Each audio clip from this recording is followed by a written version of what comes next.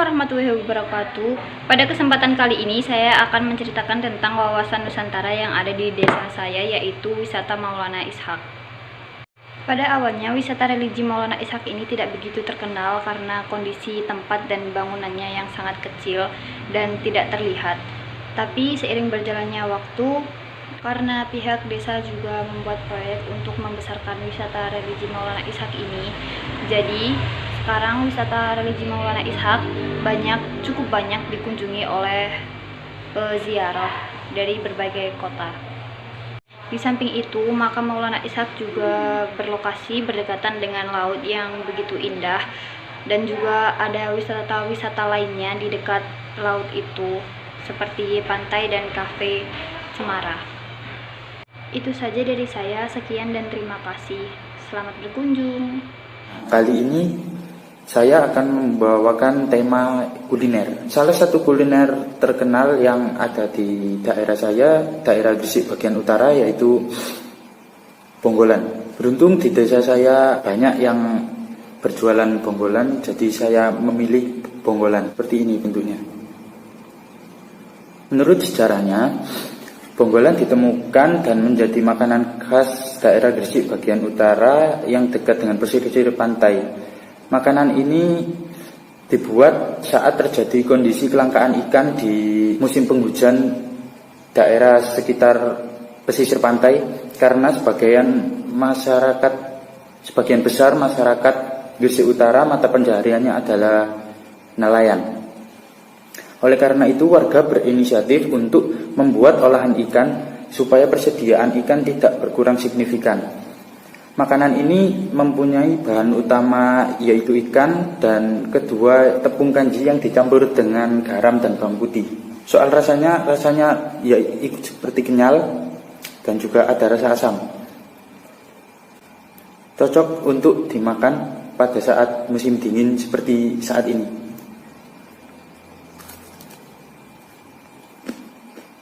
Kesempatan kali ini saya akan membuat video di daerah saya. Simak video berikut.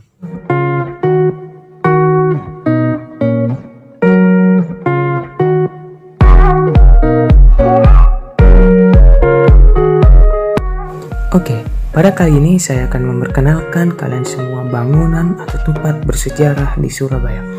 Kota Surabaya sendiri memiliki banyak sekali bangunan atau tempat-tempat bersejarah, seperti Tugu Pahlawan, Hotel Yamato, dan Monumen Kapal Selam, dan banyak lagi tempat-tempat bersejarah di kota Surabaya. Yang saya kenalkan pada kalian semua sekarang ini adalah Jembatan Merah Surabaya. Hampir semua orang di Surabaya tahu tempat ini atau bahkan sering melewati jembatan ini.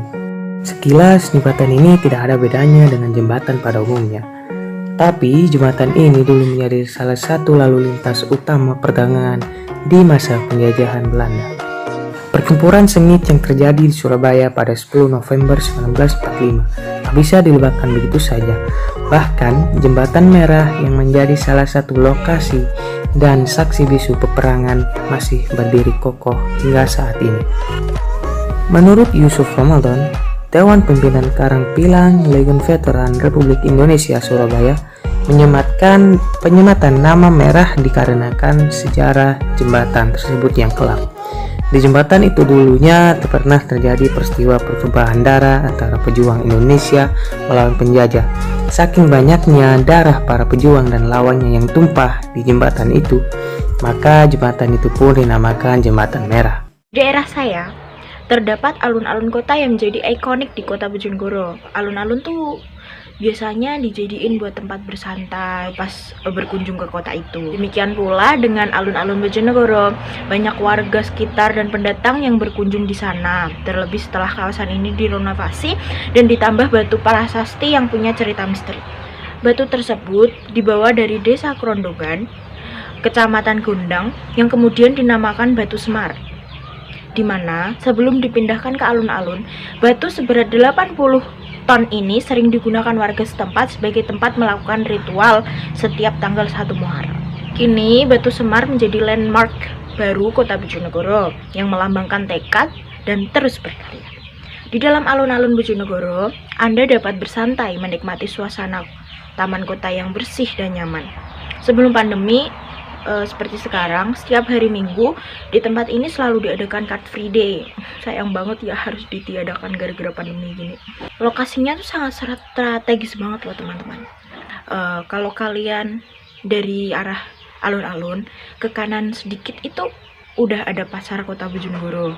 Terus kalian ke kiri ada rumah sakit Aisyah. Di depan gerbang masuk pas itu ada Masjid Agung Darussalam Bojonegoro. Terus di belakang alun-alun tuh ada pusat pemerintahan Bojonegoro. Jadi kalian kalau mau kemana-mana tuh enak. Kali ini berkesempatan untuk menceritakan salah satu monumen di kota saya, yaitu Ringin Condong. Aku memilih Ringin Condong sebagai monumen di daerah aku, dan aku akan sedikit menjelaskan tentang monumen ini. Ringin Condong semula berasal dari pohon ringin atau beringin yang ditanam oleh Bupati Jombang yang pertama, Raden Adipati Arya Suwero Adiningrat pada tanggal 22 Februari 1910 yang juga bertepatan dengan peletakan batu pertama gedung pendopo Kabupaten Jombang. Seorang sejarawan mengatakan, keberadaan jalan darat itu maupun laut sudah ada pada masa Mataram dan Majapahit, dan Ringin Condong inilah titik bertemunya musafir. Karena titik dari sebuah jalan penghubung, maka para musafir zaman dahulu yang lelah mencari tempat teduh dan tempat yang memiliki air, hingga berteduh di pohon beringin ini. Akhirnya tempat ini menjadi persinggahan orang-orang dari barat ke timur dan sebaliknya, ungkap Nasrullah Ilahi, seorang budayawan Jombang. Pohon beringin yang kita ketahui saat ini ternyata memiliki sumber air yang besar, bahkan sampai meluber pada kala itu. Pasalnya, pohon beringin ini mampu menyimpan air yang banyak. Dengan melubernya air itu, warga memiliki inisiatif menembok sekeliling pohon agar tidak meluap. Kalau diibaratkan kacang kan dicontong. Sama halnya ini diberi tembok dengan maksud dicontong, supaya air tidak bisa keluar, walaupun tembok yang mengelilinginya itu tidak bulat, jelasnya. Masih dalam cerita Ringin Condong. Pasti masyarakat Jombang tidak asing dengan keberadaan menara air yang besar, tepat di area pohon beringin. Menara megah dengan kombinasi warna kuning itu diperkirakan dibangun sejak keberadaan kolonial Belanda ada di Jombang. Saya rasa kapturing atau tandon air ini dibangun saat zaman Belanda. Pasalnya lebih modern, apalagi orang Belanda pandai dalam manajemen perairan, katanya. Caknas menyebut, pembuatan tandon air itu untuk mempermudah penyaluran air dan dapat menjangkau keseluruhan wilayah Jombang. Selain itu, pihaknya memprediksi bahwa kandungan air yang ada adalah air artesis. Kemungkinan air yang ada di Ringin Condong itu air artesis, karena memiliki tekanan ketas sehingga mudah mengalir ke atas. Dan ini menjadi awal mula pergerakan PDAM Jombang, imbuhnya. Sayangnya, pihak tidak mengetahui secara pasti kapan menara air itu dibangun, namun Caknas memperkirakan itu dibangun pada masa Afdeling pada tahun 1881. Sementara tinjauan kabar jombang.com di lokasi menemukan angka 1929 pada bangunan menara berwarna kuning itu. Hasil research didapat tahun 1929 merupakan rampungnya pembangunan menara air tersebut sehingga tertulis pada bagian depan menara angka 1929. Sekian penjelasan dari saya. Mohon maaf bila ada salah kata. Terima kasih. Pada kesempatan kali ini saya akan menjelaskan tentang kesenian yang ada di daerah saya, di daerah Bojonegoro, yaitu kesenian Tari Tengol. Tari Tengol berasal dari Bojonegoro, Jawa Timur. Tarian yang dilakukan secara berkelompok, berkarakter gejol atau komedi. Arti Tengol sendiri adalah metenteng dan metungol yang menggambarkan wayang Tengol yang diperagakan oleh manusia. Tari Tengol bermula pada Festival Tari Daerah dalam Pekan Budaya Pariwisata Jawa Timur tahun 1991 diciptakan oleh Joko Santoso serta almarhum Ibnu Sutawa sebagai penata iringan. Saat pementasannya, tari yang biasa dibawakan oleh 7 orang penari perempuan itu diawali dengan instrumen seperangkat gamelan, dibuka oleh gender, selanjutnya disusul dengan selendem bersama oklik. Para penari Tengol dirias mukanya dengan warna putih dan cunduknya serupa dengan wayang Tengol. Salah satu lirik ikonik dalam pengiring tari Tengol adalah Jogete durung bubar ayo diteruske, jogete durung bubar ayo diteruske, yang berarti narinya belum selesai, ayo dilanjutkan, narinya belum selesai, ayo dilanjutkan. Jogete durung bubar ayo diteruske, jogete durung bubar ayo diteruske. Tari Tengol pernah memecahkan rekor muri atas pemrakarsa dan penyelenggara tari Tengol terbanyak, yaitu 2.050 peserta pada tahun 2019. Tari Tengol juga pernah tampil di Istana Negara dalam acara Hari Ulang Tahun Republik Indonesia ke-74 pada tahun 2019 oleh 250 penari. Nah, sebagai anak muda, kita harus mempelajari dan melestarikan kebudayaan yang ada di sekitar kita agar tidak punah oleh modernisasi dan perkembangan zaman.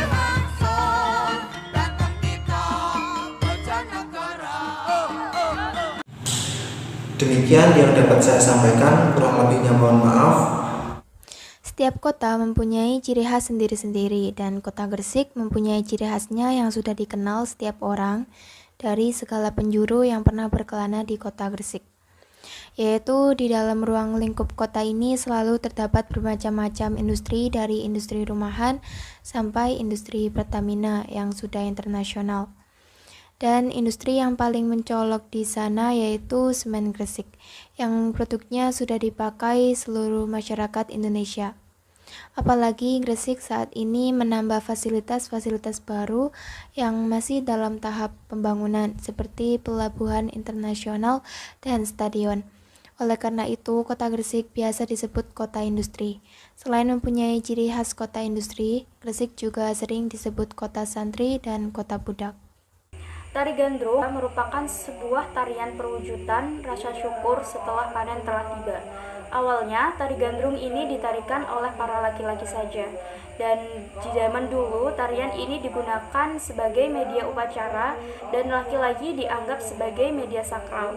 Pada masa kolonial, tarian gandrung ini dianggap sebagai media yang bisa menyatukan masyarakat Belambangan saat melawan VOC. Dan dengan seiringnya waktu, tarian ini berkembang dan menjadi tarian tradisional di Jawa Timur yang sekarang bisa dibawakan oleh perempuan juga. Dan ada 3 bagian dari tarian ini. Di bagian pertama disebut dengan gerakan jejer, di mana penari ini bisa menari secara berkelompok atau sendiri. Dan di gerakan kedua bisa disebut dengan gerakan paju. Pada bagian ini, penari akan menarik tamu untuk ikut menari bersama. Dan yang terakhir adalah gerakan yang dinamakan dengan gerakan sebelang subuh. Di bagian ini, penari bergerak lebih lambat dengan iringan musik yang sedih dan kalem. Sekian penjelasan singkat dari saya. Mohon maaf jika masih banyak kesalahan kata. Di Mojokerto terdapat banyak sekali tempat wisata yang menarik dan bersejarah. Salah satunya adalah Candi Bajang Ratu. Candi Bajang Ratu adalah sebuah gapura atau candi peninggalan Kerajaan Majapahit yang berada di Desa Temon, Kecamatan Trowulan, Kabupaten Mojokerto. Candi Bajang Ratu menempati area yang cukup luas. Seluruh bangunan candi dibuat dari batu bata merah, kecuali anak tangga dan bagian dalam atapnya. Sehubungan dengan bentuknya, yang merupakan gapura beratap, Candi Bajang Ratu menghadap kedua arah, yaitu timur dan barat. Ketinggian candi sampai pada puncak atap adalah 16 meter dan panjangnya 6,74 meter. Gapura Bajang Ratu mempunyai sayap di sisi kanan dan kiri. Candi Bajang Ratu telah mengalami pemugaran pada zaman Belanda, namun tidak didapatkan data mengenai kapan tepatnya pemugaran tersebut dilaksanakan. Perbaikan yang telah dilakukan mencakup penguatan pada bagian sudut dengan mengisikan adonan pengeras ke dalam nat-nat yang renggang dan mengganti balok-balok kayu dengan semen cor. Beberapa batu yang hilang dari susunan anak tangga juga sudah diganti.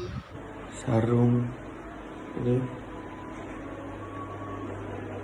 ini mungkin dari Yaman, tapi ini di daerah Indonesia sudah mempunyai motifnya masing-masing dan sudah menjadi budaya Indonesia. Dan sarung ini sering dipakai oleh santri-santri pada zaman dahulu, bahkan pernah menjadi bentuk perlawanan terhadap budaya Barat. Terima kasih.